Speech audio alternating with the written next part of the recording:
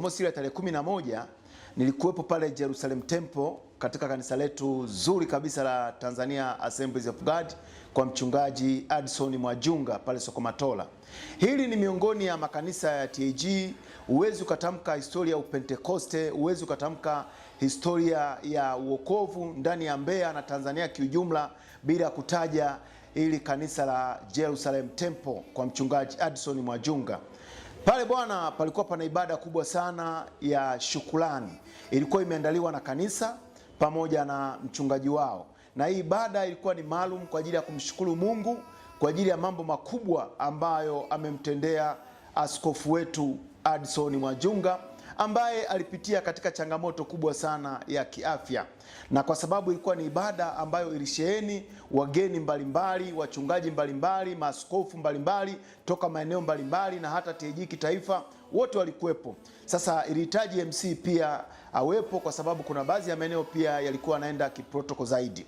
Na katikati ya ibada ndipo ilipofika nafasi ya mchungaji mwenyeji Addison Mwajunga, ambaye alikuwa akimshukuru Mungu kwa mambo makubwa aliyomtendea. Akatupa ushuhuda mfupi juu ya kile ambacho alikuwa amekipitia, na mimi nikaona ni vizuri niweze kushare na wewe angalau mawili matatu ili tuweze kujifunza kitu hapa. Nina mambo kama matatu mazito ambayo nikayagundua kwenye ushuhuda wa Bishop Mwajunga. Jambo la kwanza, alisimulia kwamba ilikuwa ni miezi ya nyuma hapo kidogo ambapo alijisikia hali yake ya kiafya ikuwa nzuri, na moja kwa moja aliamua kwenda kutibiwa katika hospitali yetu ya Rufaa Mbeya. Na alipofika pale, madaktari baada ya kumchunguza walimwambia yafuatayo. Hebu msikilize hapa anavyosema, msikilize anavyosema. Mimi tatizo langu ilikuwa ni ini. Hapa Rufaa walipima wakasema ini langu limepungua, limesinyaa. Kwa hiyo watanipa dawa ya kutumia ili niweze kuendelea kuishi.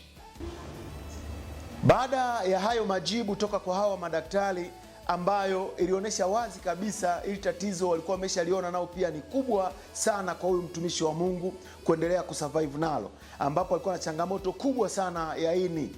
Alipofika nyumbani na familia na kanisa pamoja na wazee wa kanisa, ndipo maamuzi yalipofanyika ya mchungaji huyu kumsafirisha kwenda mpaka India kwa ajili ya kwenda kupata matibabu ili kujaribu kupambana kuokoa uhai wake. Na moja kwa moja akaianza safari akiwa yeye pamoja na mke wake Anifa, binti wa ujana wake ambaye Mungu alikuwa amempa.